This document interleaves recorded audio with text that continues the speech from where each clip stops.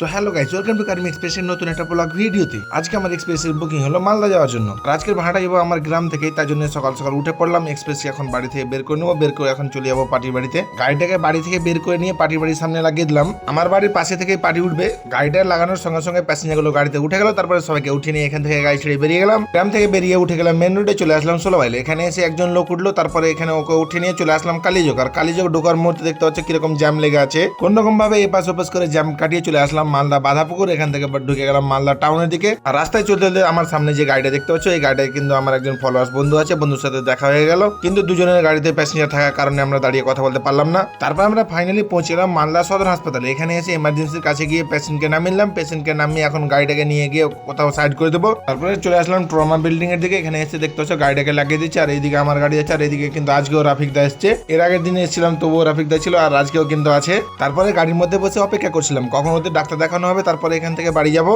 আর এইভাবে গাড়ি লাগিয়ে গাড়ির মধ্যে বসে আছি। আর চলে আসলো একজন ফলোয়ার্স বন্ধু দেখা করার জন্য। আর ভাই এসছে। ভাই কোথা থেকে এসছো?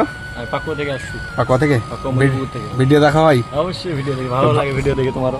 ভাই কিন্তু অনেকক্ষণ থেকে এখানে ঘুরছিল আর কি, ভাই কনফিউজ ছিল যে আমি আছি না অন্য কেউ। এখানে এসে 2-3 বার ঘুরে গেল, মুখে মুখে দেখছে।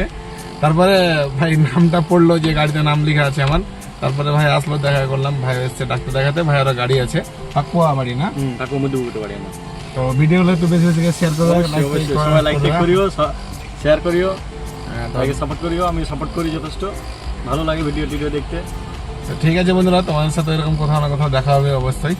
তো ঠিক আছে, আসো তাহলে। হ্যাঁ, আসসালামু আলাইকুম। আচ্ছা, ওয়ালাইকুম সালাম।